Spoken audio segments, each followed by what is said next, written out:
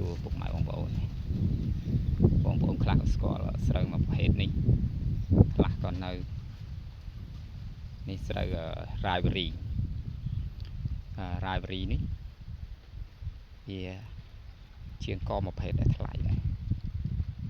គាត់ទៅពូជវា1គីឡូ5រៀលហើយតម្លៃស្រូវក៏ថ្លៃដែរបង្កកិនលក់ដូចជាចូល1គីឡូ10000ឬក៏2រៀលឬក៏6000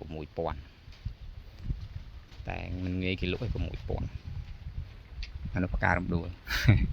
មកថាបងប្អូនថាខ្ញុំកាត់តអីញ៉ៃស្គាល់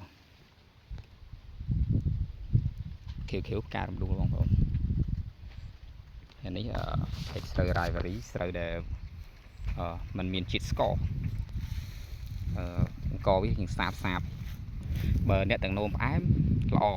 អ្នកគាត់ហូបទៅអាចកាត់បន្ថយជាតិស្ករនឹងស្រូវហ្នឹង